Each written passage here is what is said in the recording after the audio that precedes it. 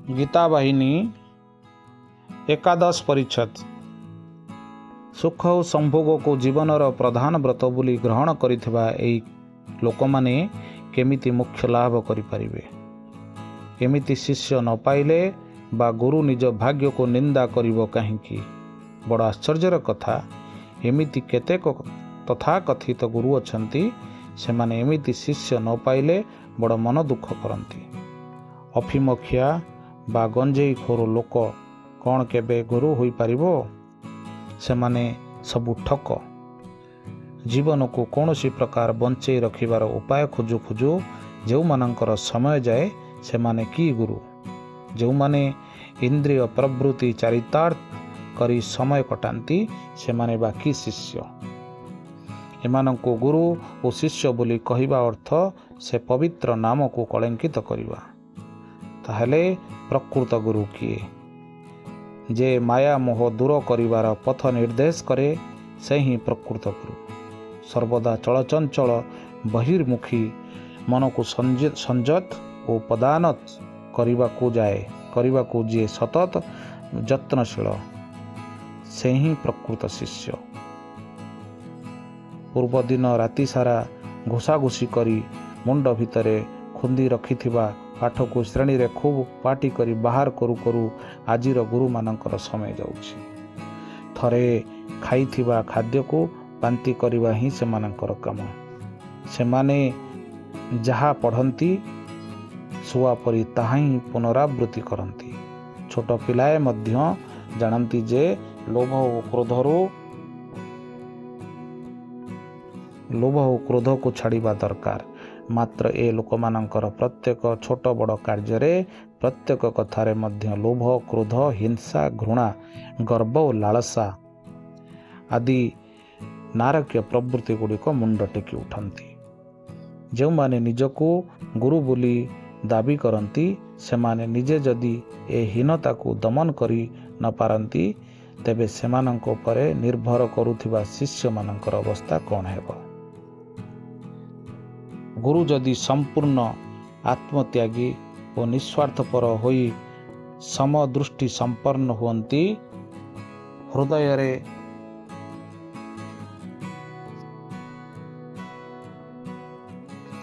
हृदय सच्चिंता और महत् कामना पोषण करी सत्यसंध हुअंती, निजे सरल सुंदर जीवन जापन करी अन्य मानक जीवन को आनंदमय करिबा को यत्न करती एवं अपर को सत मार्ग देखाई सत्गुण संपन्न करिबार सुविधा पाइले संतुष्ट हुअंती, तेबे बोध हुए खूब कम शिष्य तांको पाखको आसिबे।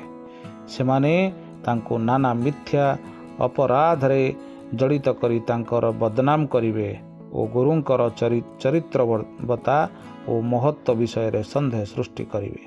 किंतु प्रकृत गुरु ए सबु सत्य चिरदिन प्रशांत रहिबे, कारण ए सबु विकार ठारू से थांती बहु उच्चरे। जो शिष्य माने ए महान गुरु को त्याग करी गोटे अति दुर्लभ सुजोग हरांती सेमानंकर ही अनिष्ट हुए, गुरुंकर नुहे। यही गोटे कथा विषय तुमे निश्चिंत होई पार जे जेते दिन जाए देह भ्रांति न छाड़ीछ सेते दिन जाए तुमे जेते बाट गले बा जेते गुरुंक शिष्यत्व ग्रहण कले मध्य भगवत अनुभूति पाई परिबो नाही। देह भ्रांति सह जड़ित होई गले तुमर सबु ध्यान सबु जप तप और सबु तीर्थ स्थान व्यर्थ होई जिवो। तुमे लक्ष्य स्थल रे पहुंची परिबो नाही। गोटिए कथा, माठियारे पानी काढ़िबार सबु उद्यम पंड हेब सिना, एमिति साधक मानक ठारू कर्तव्यपरायण गृहस्थ माने बरं भल। सेमाने सेमानंकर गृहस्थाश्रम धर्म पालन करी सबुबेले परमेश्वर को स्मरण रखी सत्मार्ग रे चलती, तेणु सेमाने भगवत अनुभूति लाभ करती। आजिकालीर गुरु और शिष्यंक विषय बड़ बड़ ग्रंथ मान लेखा जाई पारे, मात्र ताहा समयर चरम असद व्यवहार छड़ा आउ किछि नुहे। तेणु चाल आमे मूल कथा को फेरी जिबा। आजिकार गुरु शिष्य संबंध रे दृष्टिकोण रे कृष्ण और अर्जुन ପବିତ୍ର ସମ୍ପର୍କର ବିଚାର କରିବା ଘୋର ଅପରାଧ ହେବ। କୃଷ୍ଣାର୍ଜୁନ ସମ୍ବନ୍ଧ ଅସାମାନ୍ୟ, ଅତୁଳନୀୟ, ଅନ୍ୟ କୌଣସି ସମ୍ପର୍କ ସହ ବନ୍ଧନର ସୀମା ବି ସ୍ପର୍ଶ କରିପାରିବ ନାହିଁ। ଏହା ସବୁ ଜିଜ୍ଞାସୁମାନଙ୍କର ପକ୍ଷରେ ଆଦର୍ଶ। ଅର୍ଜୁନ ଗୁରୁ କୃଷ୍ଣଙ୍କ ଚରଣରେ ଆତ୍ମନିବେଦନ କରି ବିନୟ ଓ ଶ୍ରଦ୍ଧାର ସହ ତାଙ୍କର ସବୁ ନିର୍ଦ୍ଦେଶ ପାଳନ କରୁଥିଲା। ଏଣୁ ଅର୍ଜୁନ ପକ୍ଷରେ ଯାହା ପ୍ରକୃତରେ ମଙ୍ଗଳକର କୃଷ୍ଣ ତାହା ହିଁ କରୁଥିଲେ। ପ୍ରକୃତରେ ଯାହା ଅର୍ଜୁନର ଖ୍ୟାତି, ଆନନ୍ଦ ଓ ଧର୍ମ ବର୍ଦ୍ଧନ କରିବ, କୃଷ୍ଣ ତାହା ପ୍ରତି ଭଲ ରୂପେ ଦୃଷ୍ଟି ଦେଉଥିଲେ ଏବଂ ନିଜର ପ୍ରାଣ ପରି ସେ ଅର୍ଜୁନକୁ ପାଳନ ଓ ରକ୍ଷଣ କରୁଥିଲେ। ଭଗବାନ ଶ୍ରୀକୃଷ୍ଣ ଅର୍ଜୁନଙ୍କ ପାଇଁ ଥିଲେ ଏମିତି ଜଣେ କୃଷ୍ଣ ପରମାତ୍ମା, ଅର୍ଜୁନ ଜୀବାତ୍ମା, କୃଷ୍ଣ ପୁରୁଷୋତ୍ତମ, ଅର୍ଜୁନ ନରୋତ୍ତମ। ସେଥିପାଇଁ ସେମାନେ ଆଦର୍ଶ ଗୁରୁ ଶିଷ୍ୟ ହୋଇପାରିଥିଲେ। ଅନ୍ୟମାନେ ଖାଲି ନାମକୁ ମାତ୍ର ଗୁରୁ ଶିଷ୍ୟ, ସ୍ୱେଚ୍ଛାଚାରୀ ଶିଷ୍ୟ ଏବଂ କ୍ଷମତା ଲୋଭୀ ଗୁରୁ ତୁଚ୍ଛ ବାସନା ପଛରେ ଗୋଡ଼ାଇ ସେମାନଙ୍କ ଜୀବନକୁ ନଷ୍ଟ କରିଦିଅନ୍ତି। କୃଷ୍ଣ ପ୍ରେମ ସାଗର। ଲୋକ ନିଜ ଦେହକୁ ଯତ୍ନ କଲା ଭଳି କୃଷ୍ଣ ଅର୍ଜୁନର ଯତ୍ନ ନେଉଥିଲେ। ସେ ଅର୍ଜୁନକୁ ପବିତ୍ରତାର ଦୀକ୍ଷାରେ ପବିତ୍ର କରିଦେଲେ। ସେ ଅର୍ଜୁନକୁ ଶ୍ରଦ୍ଧା କରୁଥିଲେ ଏବଂ ଅର୍ଜୁନ ମଧ୍ୟ କୃଷ୍ଣକୁ ଅପୂର୍ବ ପ୍ରେମ ବନ୍ଧନରେ ବାନ୍ଧି ପକାଇଥିଲା। କେଉଁ ଗୁଣ ଯୋଗୁଁ ଜଣେ ପରମ ଗୁରୁ ହୋଇପାରେ, ଆଉ ଅର୍ଜୁନ ସେ ବି ଜଣେ ସାଧାରଣ ଲୋକ ନଥିଲା। ତାର ତ୍ୟାଗ ଅପରିସୀମ। ଯେକୌଣସି ଗୁରୁତର ଅବସ୍ଥାରେ ପଡ଼ିଲେ ସୁଦ୍ଧା ଅର୍ଜୁନ କୃଷ୍ଣଙ୍କୁ ଛାଡ଼ି ନଥିଲା। ତାଙ୍କ ନିର୍ଦ୍ଦେଶ ସେ ସବୁ ସମୟରେ ଅକ୍ଷରେ ପାଳନ କରୁଥିଲେ। ଦେହର ଚର୍ମ ପରି ସେ କୃଷ୍ଣଙ୍କୁ ସଖା ରୂପରେ ଗ୍ରହଣ କରିଥିଲେ। ନିଜ ଦେହର ରକ୍ଷଣାବେକ୍ଷଣ କରିବା ପରି ସେ କୃଷ୍ଣଙ୍କ ସହ ନିବିଡ଼ ଭାବରେ ସମ୍ପୃକ୍ତ ଥିଲେ। ନିଜ ପ୍ରଭୃତ ଶକ୍ତିର ଅଧିକାରୀ ଥିଲେ ମଧ୍ୟ ଦରକାର ପଡ଼ିଲେ ଅକାତରେ ତାକୁ ପରିତ୍ୟାଗ କରିବା ପାଇଁ ଅର୍ଜୁନ ସର୍ବଦା ପ୍ରସ୍ତୁତ ଥିଲା। ଗୁରୁ ଓ ଶିଷ୍ୟ ଠିକ୍ ଏମିତି ନିବିଡ଼ ଭାବରେ ପରସ୍ପର ସହ ସଂଯୁକ୍ତ ରହିବା ଉଚିତ। ପ୍ରେମ ସ୍ୱରୂପ ଭଗବାନ ଶ୍ରୀକୃଷ୍ଣ ନିଜ ଶିଷ୍ୟର ଏକାଗ୍ରତା ଓ ନିଷ୍ଠା ସାଧନାର ଉନ୍ନତ ସ୍ତର ଦେଖି ତାକୁ ଆତ୍ମଜ୍ଞାନର ମହତ୍ତ୍ୱ ଓ ସୁଫଳ ବିଷୟରେ ବିଦସ ବ୍ୟାଖ୍ୟା ପ୍ରଦାନ କଲେ। ଭଗବାନ କୃଷ୍ଣ କହିଲେ, ହେ କୌନ୍ତେୟ, ଜ୍ଞାନାଲୋକରେ ତୁମେ ନିଜ ଭିତରେ ଓ ମୋ ଭିତରେ ସମଗ୍ର ଜୀବଜଗତ ଦେଖିପାରିବ। ତାପରେ ତୁମ ମନର ସବୁ ଦ୍ୱନ୍ଦ୍ୱ ଓ ମାୟା ଅନ୍ତର୍ନିହିତ ହେବ। ଠିକ୍ ଯେପରି ଉଦୟ ସୂର୍ଯ୍ୟର ଅରୁଣିମା ପୃଥିବୀର ଅନ୍ଧକାର ଦୂର କରିଦିଏ। ଅର୍ଜୁନ, ମୁଁ ତୁମର ସମସ୍ତ ପୂର୍ବଜନ୍ମର ଇତିହାସ ଏବଂ ଏହି ଜନ୍ମର ପୃଷ୍ଠଭୂମି ଖୁବ୍ ଭଲ ରୂପେ ଜାଣେ। ତୁମର ଜନ୍ମ ସାଧାରଣ ନୁହେଁ। ତୁମେ ଦୈବ ଅଂଶର ଐଶ୍ୱର୍ଯ୍ୟ ଓ ପରମ୍ପରା ନେଇ ଜନ୍ମ ଗ୍ରହଣ କରିଛ। ମୋ ଛଡ଼ା ଆଉ କିଏ ଏହା ଜାଣନ୍ତି ନାହିଁ। ତୁମେ ଏ ବିଷୟରେ ଅଜ୍ଞ ଥିବାରୁ ନିଜକୁ ପାପୀ ବୋଲି ମନେ କରି ନିନ୍ଦା କରୁଛ, କାରଣ ତୁମକୁ ଜ୍ଞାତ ଲୋକଙ୍କୁ ମାରିବାକୁ ପଡ଼ୁଛି। ଗୁରୁଜନ ଓ ଅଗ୍ରଜମାନଙ୍କ ବିରୁଦ୍ଧରେ ଅସ୍ତ୍ର ଉତ୍ତୋଳନ କରିବାକୁ ପଡ଼ୁଛି।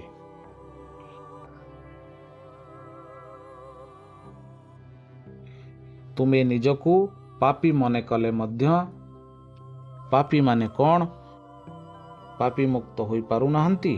ପାପକୁ କାଟିବାକୁ ଅନୁତାପ ହିଁ ଯଥେଷ୍ଟ। ଏହି ପ୍ରାୟଶ୍ଚିତ ଭଗବାନ ଆଗ୍ରହରେ ଗ୍ରହଣ କରନ୍ତି ଏବଂ ପାପୀକୁ ଆଶୀର୍ବାଦ ଦେଇ ପାପ ମୁକ୍ତ କରନ୍ତି। ପରିବର୍ତ୍ତନର ଶେଷ ମୁହୂର୍ତ୍ତ ପର୍ଯ୍ୟନ୍ତ ରତ୍ନାକର ଘୋର ପାପ କାର୍ଯ୍ୟରେ ଲିପ୍ତ ଥିଲା। ମାତ୍ର ଆନ୍ତରିକ ଭାବରେ ଅନୁତାପ କରି ସେ ମଧ୍ୟ ଜଣେ ପୁଣ୍ୟାତ୍ମା ହୋଇପାରିଥିଲା। ଶେଷରେ ରତ୍ନାକର ହେଲା ମହର୍ଷି ବାଲ୍ମୀକି। ଅନୁତାପର ଫଳ ମହର୍ଷି ବାଲ୍ମୀକିଙ୍କ ଠାରେ ହିଁ ପ୍ରମାଣିତ ହୋଇଯାଇଛି। ତୁମେ ପଚାରିପାର, ପାପରୁ ମୁକ୍ତ ହୋଇଗଲେ କ'ଣ ଯଥେଷ୍ଟ ହୋଇଗଲା? पुण्य फल त्याग करिवार तो मनुष्यर यथेष्ट स्वाधीनता रही जदिओ फलाफल त्याग करिवार तार सेतिकी स्वाधीनता थाई न पारे। गर्जन मुखर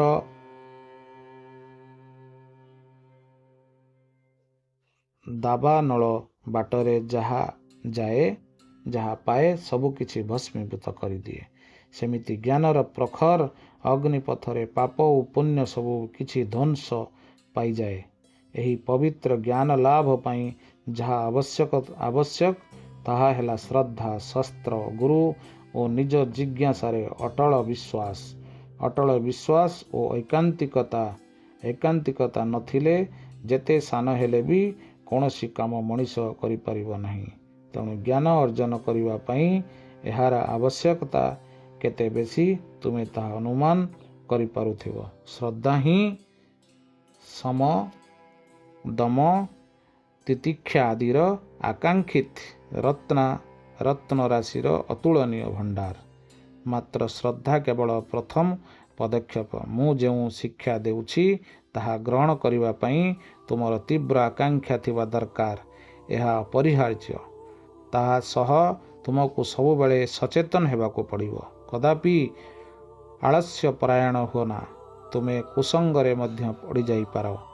ए दुर्दशा ओ कुप्रभावरू निजको रक्षा करिवा पई एवं मन को दृढ़ रखिबाको प्रवृत्तिर संयम आवश्यक। मनरे संदेह रख नाही। विश्वास बा निष्ठार अभाव मध्य संदेहर हलाहल परी एते मारात्मक नुहे। संदेह जखमा जीवाणु परी धीरे धीरे मनीष को ग्रास करि दिए। यह अज्ञानरू जन्म नहीं मनीष हृदय रे प्रवेश करे एवं सेठी रही मनीषर समग्र सत्ता को करगत करि पकाए। यह ही ध्वंसर आरंभ।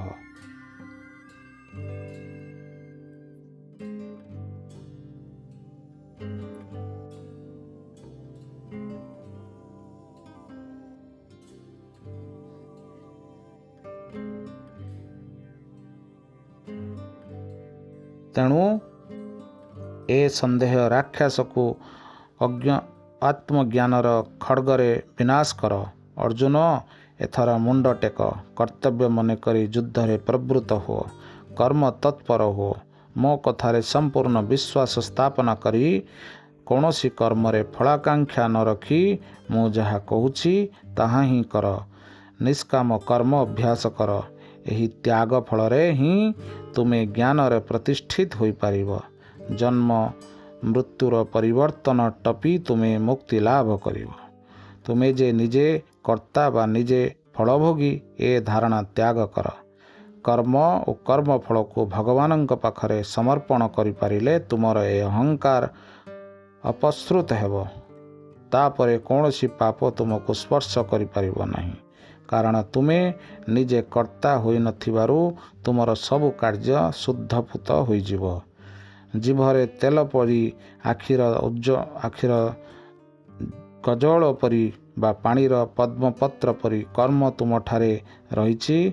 मात्र तुमर स्थिति कर्म भितरे नुहे। तुमे जहा करुछ ताहा शुणुछ बा जहा देखुछ सेथिरे प्रभावित हो ना। कर्म करी कर्म शून्य हो। सबु शुणी ओ देखी किछि शुणना बा देखना। भौतिक पदार्थरू जो आनंद मिले ताहा दुखर बाट सफा करि दिए। यह अलिक किंतु तुमे चिरंतन चिर प्रशांतिर आधार आत्मा स्वरूप। यह ही तुमर प्रकृत स्वभाव। जहा को तुमे कर्म बोली कहूच बा जेउ कर्म फल को स्थायी सत्य बोली मने करुछ ताहा सह तुमर कौनसी संपर्क नहीं। तुमे कर्ता नुहे। तुमे ए समस्तंकर दर्शक मात्र। तुमे जे निजे ही कर्ता यही भ्रांति ओ अहंभावरू ही तुमर सबु व्यस्तता और दुश्चिंतार उद्भव। ब्रह्मज्ञ हो। सबु प्रकार कर्म रे आत्मनियोग कर। मात्र फल त्याग कर। फल त्याग कर्म त्याग अपेक्षा बहु गुण रे उत्कृष्टतर। कर्म संन्यास अपेक्षा कर्म युग आहुरी उच्चरे। संन्यास और कर्म युग ठारू उत्कृष्टतर ध्यान युग। ତୁମକୁ ଏହାର କାରଣ କହୁଛି ଶୁଣ। ଧ୍ୟାନ ଯୋଗ କର୍ମଯୋଗର ସାହାଯ୍ୟ ଦରକାର କରେ। ଏଣୁ ମୁଁ ତୁମକୁ ପ୍ରଥମେ କର୍ମଯୋଗ କଥା କହିଲି। ଯେଉଁମାନେ ନିରତ କର୍ମ ତତ୍ପର ଥାଇ ମଧ୍ୟ ତାର ପରିଣତି ତ୍ୟାଗ କରନ୍ତି, ମୁଁ ସେମାନଙ୍କୁ ଖୁବ୍ ଭଲ ପାଏ। ସେମାନେ ହିଁ ପ୍ରକୃତ କର୍ମ ସନ୍ନ୍ୟାସୀ, ପ୍ରକୃତ ତ୍ୟାଗୀ। ଯେଉଁମାନେ ଯଜ୍ଞ କରନ୍ତି ନାହିଁ, କୁମ୍ଭକର୍ଣ୍ଣ ପରି ଖାଇବା ପିଇବା ଶୋଇବା ଇନ୍ଦ୍ରିୟ ସମ୍ଭୋଗ ଛଡ଼ା ଯେଉଁମାନଙ୍କର ଅନ୍ୟ କୌଣସି କାମରେ ମନ ନଥାଏ ଏବଂ ଯେଉଁମାନେ ଆଳସ୍ୟର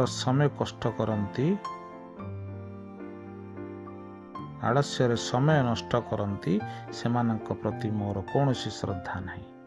ଏମାନେ ମୋ ପାଖରେ ବି ପଶିପାରନ୍ତି ନାହିଁ। ମୁଁ ସେମାନଙ୍କ ଠାରୁ ବହୁ ଦୂରରେ। ଯେଉଁ କାମନାର ଅନୁସରଣ କରିବା ଛାଡ଼ି ନାହିଁ, ସାଧନାରେ ଯେତେ ନିମଗ୍ନ ରହିଲେ ମଧ୍ୟ ସେ କେବେ ହେଲେ ଯୋଗୀ ହୋଇପାରିବ ନାହିଁ। ଯେଉଁ ବ୍ୟକ୍ତି ଇନ୍ଦ୍ରିୟାନୁଭୂତି ସହ ଜଡ଼ିତ ନୁହେଁ ଏବଂ କର୍ମଫଳରେ ସମ୍ପୃକ୍ତ ନୁହେଁ, କେବଳ ସେ ସର୍ବସଙ୍ଗ ପରିତ୍ୟାଗ ହୋଇପାରିବ। ଏହି ନିଷ୍କାମ କର୍ମ ଉପରେ ଧ୍ୟାନ ଯୋଗ ସମ୍ଭବ। ଯଦି ମନ ସଂଯତ ନୁହେଁ, ବିବେକର ଅନୁଗତ ନୁହେଁ, ତେବେ ତାହା ହିଁ ମଣିଷର ପରମ ଶତ୍ରୁ। ତେଣୁ ମନକୁ ସଂଯତ କରିବାକୁ ତୁମେ ଲୋକାଳୟର ବାହାରେ ଏକାକୀ ଅବସ୍ଥାନ କର। ଲଗାମ ଛଡ଼ା ଘୋଡ଼ା, ଅମଣିଆ ବଳଦ ଓ ଇନ୍ଦ୍ରିୟ ସେବୀ ସାଧକ ପାଣି ନଥିବା ନଦୀ ସଦୃଶ। ଏ ପ୍ରକାର ସାଧନା ନିଷ୍ଫଳ। ତେଣୁ ହେ ଅର୍ଜୁନ, ଏଥର ଉଠ, ଧ୍ୟାନ ଯୋଗ ଅଭ୍ୟାସ କର। ଏ ଯୋଗ ଅଭ୍ୟାସ ଦ୍ୱାରା ଇନ୍ଦ୍ରିୟ ଓ ପ୍ରବୃତ୍ତିକୁ ଦମନ କରି ନିରବଚ୍ଛିନ୍ନ ଭାବରେ ନିୟମିତ ଧାରାବାହିକ ଓ ନିର୍ଦ୍ଦିଷ୍ଟ ସମୟ ଏବଂ ନିର୍ଦ୍ଦିଷ୍ଟ ସ୍ଥାନରେ ଏହା ଅଭ୍ୟାସ କର। ମନର ଚଞ୍ଚଳତାରେ ପରିଚାଳିତ ହୁଅ ନାହିଁ।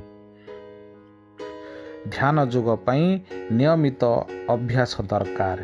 ଏହି ଅଭ୍ୟାସରେ ନିଷ୍ଠା ରହିବା ଆବଶ୍ୟକ। ମନରେ ପ୍ରବୃତ୍ତି ଅନୁସାରେ ବାଟ ଚାଲିଲେ ଉଭୟଙ୍କ ପରିଣତିର ସମ୍ମୁଖୀନ ହେବା ନିଶ୍ଚିତ। ଯେଉଁମାନେ ଗୁଡ଼ାଏ ଖାଇ କ୍ଳାନ୍ତି ଅନୁଭବ କରନ୍ତି, ଯେଉଁମାନେ ଖୁବ୍ କମ୍ ବା ଖୁବ୍ ବେଶୀ ଶୁଅନ୍ତି, ଯେଉଁମାନେ ନିଜର ସୁବିଧା ଅନୁସାରେ ଧ୍ୟାନ କରନ୍ତି, ଅର୍ଥାତ୍ ଆଜି କିଛି କାମ ନାହିଁ ବୋଲି ଦିନରେ ଅନେକ ସମୟ ଯାଏଁ ଧ୍ୟାନ କରିବା ଓ ପରଦିନ ଗୁଡ଼ିଏ କାମ ଅଛି ବୋଲି ଖାଲି ନାମକୁ ମାତ୍ର ବସିଯିବା, ଯେଉଁମାନେ ଷଡ଼ରିପୁର ସମ୍ପୂର୍ଣ୍ଣ ବଶୀଭୂତ ଏବଂ ଯେଉଁମାନେ ପିତାମାତାଙ୍କ ମନରେ ଆନନ୍ଦ ଦେଇପାରନ୍ତି ନାହିଁ ଏବଂ ଯେଉଁମାନେ ମନରେ ସନ୍ଦେହ ପୋଷଣ କରି ପରମେଶ୍ୱର ବା ଗୁରୁଙ୍କ ଉପରେ ବିଶ୍ୱାସ ହରାନ୍ତି, ସେମାନଙ୍କ ପାଇଁ ଧ୍ୟାନ ନିଷ୍ଫଳ। ପବନ ବାଜୁ ନଥିବା କାନ୍ଥ ରୁଖାରେ ଥିବା ଦୀପର ଊର୍ଦ୍ଧ୍ୱମୁଖୀ ଅକମ୍ପ ଶିଖା ପରି ଯୋଗ ସାଧକର ମନ ନିଶ୍ଚଳ ହେବା ଆବଶ୍ୟକ।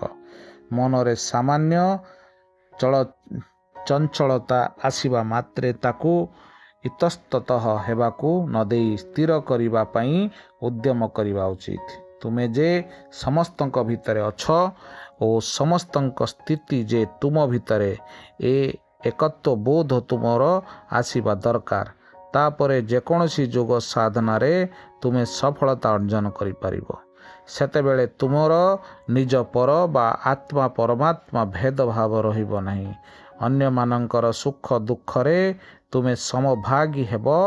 ଅନ୍ୟ କାହାର ଅନିଷ୍ଟ କଥା ଚିନ୍ତା କରିବ ନାହିଁ ଏବଂ ତୁମେ ସମସ୍ତଙ୍କୁ ସର୍ବେଶ୍ୱର ଜ୍ଞାନରେ ଶ୍ରଦ୍ଧା କରିପାରିବ। ଭଗବାନ ଶ୍ରୀକୃଷ୍ଣ ଘୋଷଣା କଲେ ଯେ ଯେଉଁମାନେ ଏ ସମଦୃଷ୍ଟିର ଅଧିକାରୀ, ସେମାନେ ପ୍ରକୃତରେ ଶ୍ରେଷ୍ଠ ଯୋଗୀ। ଏ ବିଷୟରେ ଅର୍ଜୁନର ଆଉ କିଛି ସନ୍ଦେହ ରହିଗଲା। ଏଣୁ ତାର ସ୍ପଷ୍ଟୀକରଣ ପାଇଁ ସେ କୃଷ୍ଣଙ୍କୁ ପଚାରିଲା, କୃଷ୍ଣ, ତୁମେ ଯାହା ସବୁ କହିଗଲ ତାହା ଶୁଣିବାକୁ ତ ବେଶ୍ ଭଲ ଲାଗୁଛି। ମୁଁ ଖୁବ୍ ଭଲ ରୂପେ ଅନୁମାନ କରିପାରୁଛି ଯେଉଁମାନେ ଏଥିରେ ସଫଳତା ଅର୍ଜନ କରନ୍ତି ସେମାନେ ନିଶ୍ଚୟ ବେଶ୍ ଆନନ୍ଦରେ ଥିବେ। ମାତ୍ର ଏହା ଏତେ କଷ୍ଟକର ବ୍ୟାପାର ଯେ ସମସ୍ତଙ୍କ ପକ୍ଷରେ ଏହା ଲାଭ କରିବା ସମ୍ଭବ ନୁହେଁ। ଯେଉଁ ଯୁଗରେ ସମତ୍ୱ ଭାବ ଅର୍ଜନ କରିବାକୁ ପଡ଼ିବ, ତାର ସାଧନ ପଥରେ ମହାଯୋଗୀ ମଧ୍ୟ ବହୁ ବାଧାବିଘ୍ନ ସମ୍ମୁଖୀନ ହୁଏ। ଆଉ ମୋ ପରି ଜଣେ ସାମାନ୍ୟ ଲୋକ କଥା ବା କ'ଣ କହିବି? ଆମ୍ଭମାନଙ୍କ ପକ୍ଷରେ କ'ଣ ଏହା କେବେ ହେଲେ ସମ୍ଭବ? ହେ କୃଷ୍ଣ, ମନଟାକୁ କ'ଣ ଏତେ ସହଜରେ ସଂଯତ କରିହେବ? ହାୟ, ମନ ମଣିଷକୁ ଯେପରି ତାର ଇଚ୍ଛା ଏଣେତେଣେ ଟାଣିନିଏ, ଗଜରାଜ ମଧ୍ୟ ସେମିତି ଟାଣିପାରେ ନା। ମନ ହିଁ ସମସ୍ତ ଅବାଧ୍ୟତାର ବିହାରସ୍ଥଳୀ। ଚଞ୍ଚଳତା ଓ ସ୍ୱେଚ୍ଛାଚାରିତାରେ ଏହା ଅତି ଦୁର୍ଦାନ୍ତ। ମନ ଗୋଟିଏ ଘୋର କୁଟିଳ ଜନ୍ତୁ। ଏହାକୁ ଆଦୌ ଧରି ରଖିହେବ ନାହିଁ ବା ଏହା ଗୋଟିଏ ସ୍ଥାନରେ କେବେ ହେଲେ ସ୍ଥିର ହୋଇ ରହିବ ନାହିଁ। ଏହାକୁ ସଂଯତ କରିବା ଅର୍ଥ ପବନକୁ ହାତ ମୁଠାରେ ଧରିବା ବା ପାଣିକୁ ବିଡ଼ା ବାନ୍ଧିବା। ଏମିତି ଗୋଟିଏ ମନକୁ ନେଇ କେମିତି ବା ଯୋଗ ସାଧନା କରିହେବ? ମନକୁ ସଂଯତ କରିବା ବା ସାଧନାବିଷ୍ଟ ହେବା ଗୋଟିଏ ଅନ୍ୟଠାରୁ ଅଧିକ କଷ୍ଟସାଧ୍ୟ। ହେ କୃଷ୍ଣ, ତୁମେ ଗୋଟିଏ ଅସମ୍ଭବ ବ୍ୟାପାର କଥା କହୁଛ, ଗୋଟିଏ ଅସାଧାରଣ କର୍ମ ସାଧନା ନିର୍ଦ୍ଦେଶ ଦେଉଛି। ଏହା ଶୁଣି ଭଗବାନ ଶ୍ରୀକୃଷ୍ଣ ଟିକେ ହସି କହିଲେ, ଅର୍ଜୁନ, ତୁମେ ମନକୁ ଠିକ୍ ଜାଣିଛ, ମାତ୍ର ଏ ମନକୁ ଦମନ କରିବା ଅସମ୍ଭବ ବୋଲି ଭାବ ନାହିଁ। କାମଟା କଷ୍ଟକର ମାତ୍ର ଅସାଧ୍ୟ ନୁହେଁ। ଅଭ୍ୟାସ, ବିଚାର ଓ ବୈରାଗ୍ୟ ଦ୍ୱାରା ମନକୁ କରଗତ କରିହେବ। ଏମିତି କୌଣସି କାର୍ଯ୍ୟ ନାହିଁ ଯାହା ନିରବଚ୍ଛିନ୍ନ ଅଭ୍ୟାସ ବଳରେ କରି ନହେବ। ଭଗବାନଙ୍କ ଉପରେ ବିଶ୍ୱାସ ରଖି ତାଙ୍କର ଅନୁଗ୍ରହ ଓ ଚତୁର ସାମର୍ଥ୍ୟ ବିଷୟରେ ନିଃସନ୍ଦେହ ହୋଇ ଅଭ୍ୟାସ କରିଯାଅ, ଯେକୌଣସି କାମ ସହଜ ହୋଇଯିବ। ତେଣୁ ମନକୁ ଦୃଢ଼ କରି ସାଧନାରେ ପ୍ରବିଷ୍ଟ ହେଲେ ଯେକୌଣସି ଲୋକ ସେ ଚରମ ଲକ୍ଷ୍ୟରେ ପହଞ୍ଚି ପାରିବ, ଯାହା ଜନ୍ମ ଜନ୍ମର ପୁଣ୍ୟ ଫଳରେ ଶୁଦ୍ଧପୂତ ଆତ୍ମା ହିଁ ଲାଭ କରିଥାଏ। ମନେ ରଖ, ସିଦ୍ଧ ଯୋଗୀ କର୍ମଯୋଗୀଙ୍କ ଠାରୁ ଉନ୍ନତତର। ତେଣୁ ହେ ଅର୍ଜୁନ, ସେ ପରମ ପବିତ୍ର ଅବସ୍ଥା ପାଇବାକୁ ନିରତ ଯୋଗଯୁକ୍ତ ହୁଅ। ମାତ୍ର ଏତିକିରେ ତୁମେ କର୍ତ୍ତବ୍ୟ ସରିଗଲା ବୋଲି ଭାବ ନାହିଁ।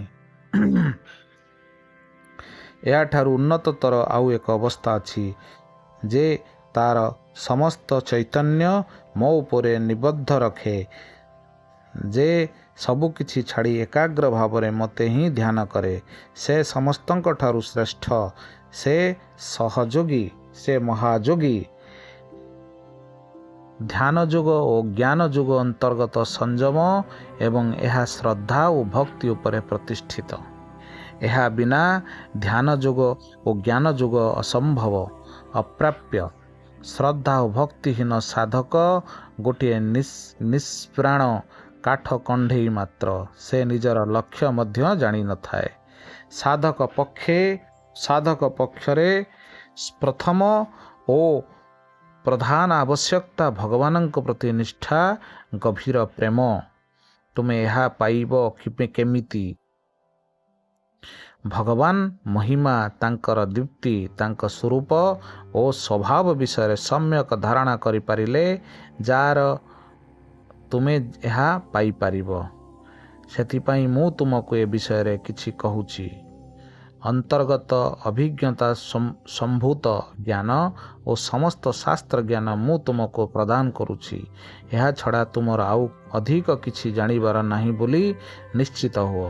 ହଜାର ହଜାର ଜିଜ୍ଞାସୁ ଓ ସାଧକମାନଙ୍କ ଭିତରେ ଖୁବ୍ କମ୍ ଏ ମହାଜ୍ଞାନ ପାଇବା ପାଇଁ ଚେଷ୍ଟା କରନ୍ତି। ଏମାନଙ୍କ ଭିତରୁ ପୁଣି ଜଣେ ଅଧେ ମାତ୍ର ଏହା ଲାଭ କରନ୍ତି। ଯେଉଁମାନେ ଖାଲି ଚାଲିବା ଆରମ୍ଭ କରିଦିଅନ୍ତି, ସେମାନେ ସମସ୍ତେ ଲକ୍ଷ୍ୟସ୍ଥଳରେ ପହଞ୍ଚି ଯାଆନ୍ତି ନାହିଁ। ଅର୍ଜୁନ, ଏକଥା ମନେ ରଖ, ଜଗତରେ ମୋ ଠାରୁ ଉପରେ କେହି ନାହିଁ। ଫୁଲମାଳ ପରି ସମସ୍ତେ ମୋ ସହ ଗୁନ୍ଥା।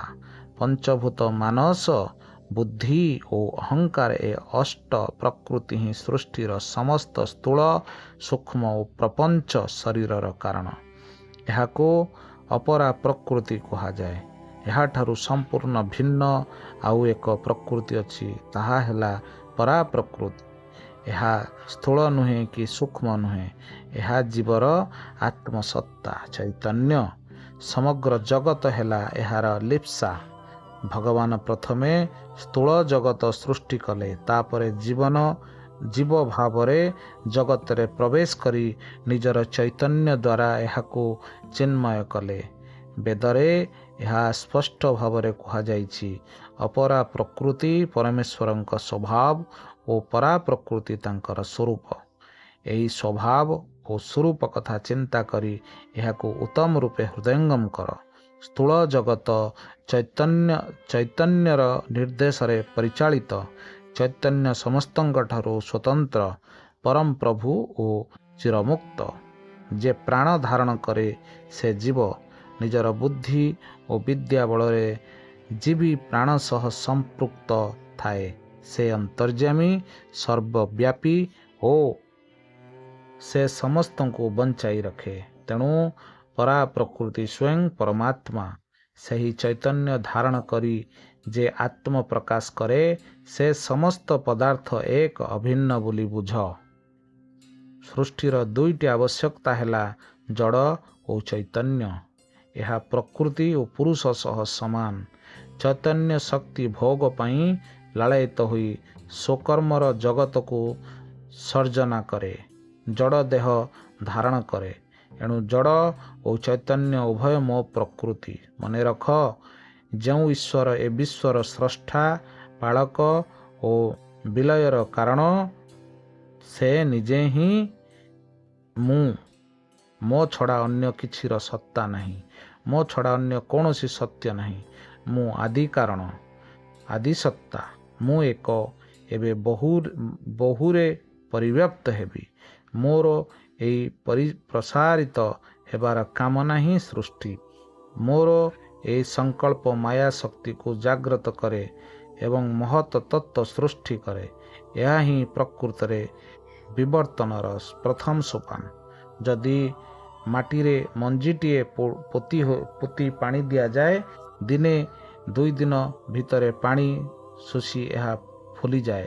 ମଞ୍ଜିରୁ ଗଜା ବାହାରି ନଥିଲେ ସୁଦ୍ଧା ମଞ୍ଜିର ଏହା ପ୍ରଥମ ପରିବର୍ତ୍ତନ। ମହତ୍ ତତ୍ତ୍ୱ ଏହିପରି ଏକ ଘଟଣା, ଏକ ପ୍ରାଥମିକ ରୂପାନ୍ତର। ତାପରେ ଭଗବାନଙ୍କ ଇଚ୍ଛା ଅନୁସାରେ ଏହା ଉପରେ ଗଛ ଉଠେ। ଏ ଗଛ ହେଲା ମହତ୍ ଅହଙ୍କାର। ଏଥିରୁ 5ଟି ପତ୍ର କଅଁଳେ ଏବଂ ଏହା ହିଁ ପଞ୍ଚଭୂତ ସୂକ୍ଷ୍ମ ତତ୍ତ୍ୱ। ପରା ପ୍ରକୃତି, ମହତ୍ ତତ୍ତ୍ୱ, ଅହଙ୍କାର ଏବଂ ପଞ୍ଚଭୂତ। ସମଗ୍ର ଜଗତ ଏଠି 8ଟିର ଏକୀଭୂତ ସୃଷ୍ଟି। ଇତି ଏକାଦଶ ଅଧ୍ୟାୟ ପରିସମାପ୍ତି।